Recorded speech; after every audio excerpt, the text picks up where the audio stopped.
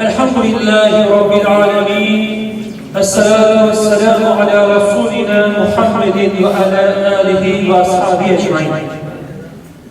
Hüdapar Adana İl Başkanlığımızın düzenlemiş olduğu eğitim seminerimize sizlerle kardeşlerim hepiniz hoş geldiniz.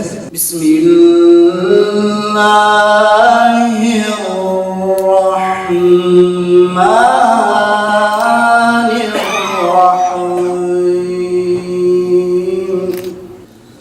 Ve ma Muhammedun illa Resul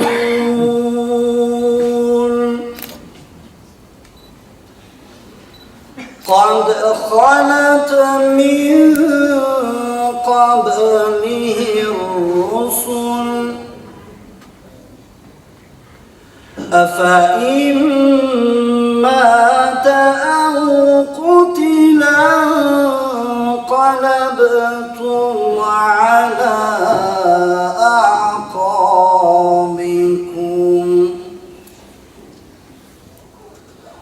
ومن ينقلب على عقبيه فلن يضر الله شيئا وسيجزي الله الشاكرين.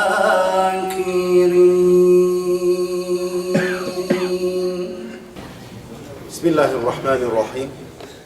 Elhamdülillahi Rabbil alemin. Salatu vesselamu ala Resulina Muhammedin ve ala alihi ve sahbihi ecmaîn.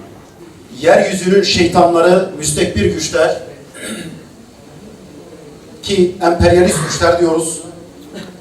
Başını Batı bloğunun çektiği, Amerika'nın çektiği güçlerin Orta Doğu dediğimiz İslam coğrafyası için ortaya koyduğu bir plan ve proje var. Bu plan ve projenin adı ise yaratıcı kaostur. Yaratıcı kaos ne demek?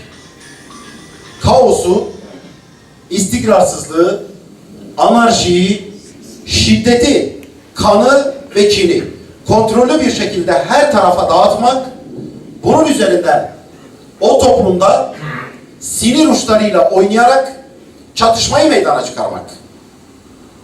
Bugün Kayseri'de gerçekleşen, daha önce Beşiktaş'ta gerçekleşen ve daha önce Adana'da da aslında gerçekleşen, İstanbul'da, Diyarbakır'da, Şırnak'ta, Bingöl'de gerçekleşen bu saldırıların ortak noktası budur.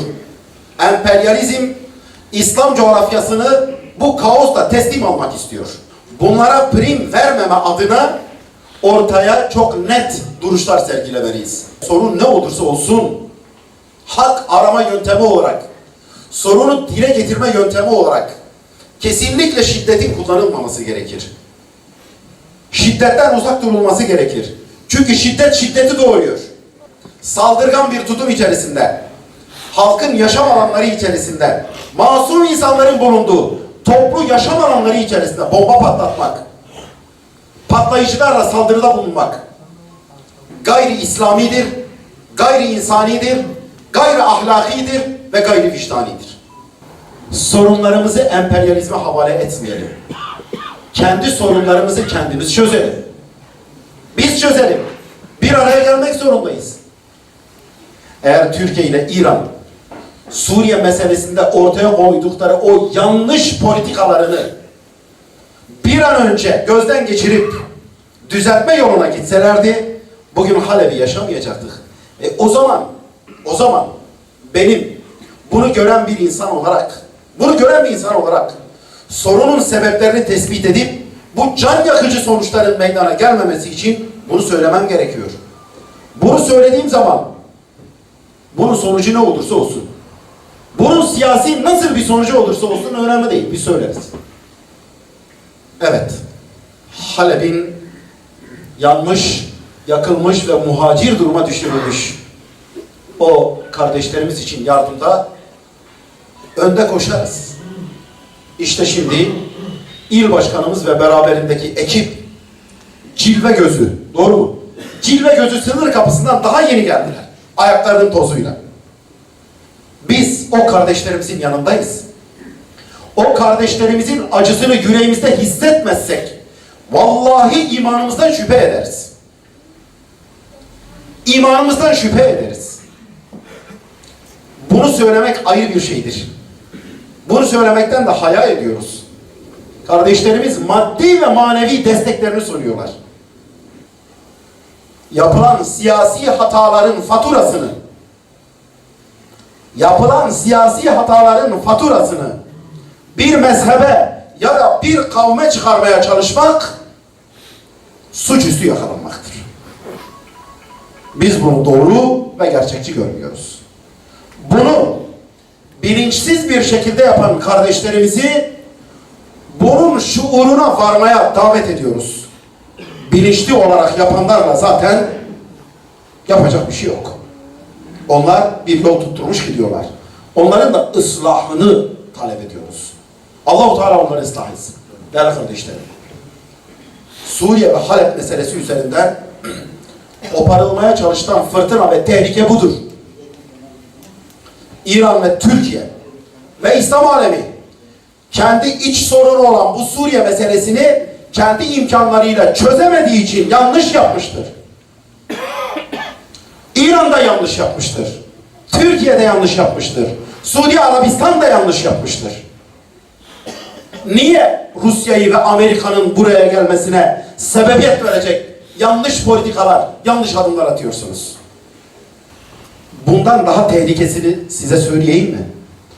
Bu sonuçlar üzerinden, bu feci sonuçlar üzerinden hareket ederek gerginliği tırmandırmaya çalışmak, etnik ya da mezhepsel temelde ayrılıkların ve çatışmanın zeminini oluşturacak söylem ve eylemlerde bulunmak. En tehlikelisi budur. Çünkü böyle yaptığımız zaman Adana'da Halep olacak. Ankara'da Halep gibi olacak. Diyarbakır'da Halep gibi olacak. Hayır. Buna izin vermeyeceğiz. Biz Allah'ın izniyle küfrün bu tuzağını fark etmişiz ve bu oyuna gelmeyeceğiz inşallah. Bütün yanlışlarıyla birlikte bu meseleyi çözecek bölge ülkeleri İran, Türkiye, Suud bütün yanlışlarıyla birlikte diyorlar ya, niye A'nın yanlışını görüyorsun? Ya Allah'tan korkun ya. Yani Allah'tan korkun. Bütün yanlışlarıyla birlikte geri adım atsınlar. Yanlış yaptıkları gibi doğru yapsınlar. Çözüm üretsinler. Bu kapsamda son dönemlerde özellikle Sayın Cumhurbaşkanı, Sayın Başbakan ve Sayın Dışişleri Bakanı'nın hem İranlı yetkililerle hem de Rus yetkililerle bu ateşkesin sağlanması ve kalıcı hale getirilmesi için attıkları adımları doğru adımlar olarak görüyor ve destekliyoruz. Şimdi bazen eleştiriyi hakaretle, küfürle karıştıranlar oluyor. Mesela HDP'li çevreler bize diyorlardı ki siz hükümeti eleştirmiyorsunuz. Aslında eleştirmiyorsunuzdan kastı neydi biliyor musun? Küfür etmiyorsunuz, yani hakaret etmiyorsunuz. Kardeşim bizim bir üslubumuz var. Biz bir şeyin yanlış olduğunu söylemek için illa hakaret etmemiz gerekmiyor. Ahlaksızlık, küfür, kelime-i küfür, isyan bizim kitabımızda yok. Eleştiriyoruz. Yanlış yaptığını söylüyoruz. Ama diyor yok, illa küfür edeceksin. Yok abi bu benim kitabımda yok. Şimdi aynı şeyi diyor siz İran'a eleştirmiyor. Ya Allah'tan kork yani. Yani İran'ın yanlış yaptığını söylemek için illa İran kafirdir mi dememiz lazım. Allah'a sığınırız. Biz ehl-i kıbleyi tekfir etmiyoruz. Yani. Ehl-i kıbleyi tekfir etmiyoruz. Yani senin baktığın gibi ben illa bu kafirdir, Şia kafirdir, ona kafir demeyen de kafirdir demem. Allah'a sığınırım. Bu sakat bir mantıktır ya. Ama İran'ın Suriye politikası yanlıştır diyorum. Türkiye'ninkinin yanlış olduğu gibi. Hükümet yanlış adımlar attı bu konuda. Bak söylüyorum, hakaret etmeden. Mezhebi ne olursa olsun, meşrebi ne olursa olsun, kavmiyeti, aidiyeti ne olursa olsun, bunlarla kabul ediyoruz. Bunlar bir çatışma sebebi değil. Onun için tırmandırılan bu gerginliği yanlış görüyoruz. Şii milisler, Şii İran, Şii Şii bilmem ne, Sünni gruplar. Yanlış. Kimse ya ne olursa yanlıştır ya. İran yanlış yapmış. Şii İran demeye gerek yok. Saddam Sünniydi. Halepçe'de 5000 tane Kürt'ü katletti. Sünni Saddam mı diyeceğiz şimdi? Böyle şey olur mu? Zalimin dini, mezhebi, kavmi olur mu? Ne olacak yani? Esed, Nusayri değil, Sünni olsaydı ne olurdu ya? Ne yazardı ya? Sisi Sünnidir. Üstelik hanımının tepeden tırnağa çarşaflı olduğunu söylüyorlar. Ne olacak arkadaşlar? Bana bu sorunun cevabını verir misiniz? Sisi Sünni olsa ne olur? Olmasa ne olur? Esed Şii olsa, Nusayri olsa ne olur? Olmasa ne olur? Neden gerginliği tırmandıracak? Mezhep olarak kendisini Sünni olarak gören ya da mezhep olarak kendisini Şii olarak gören ve bu işte dahil olmayan gariban, mazlum halkları potansiyel suçlu olarak ilan edip sektör bakışlarla, toplancı yaklaşımlarla, katı yaklaşımlarla bu kin ve nefreti körüklüyoruz. Buna hakkımız yoktur.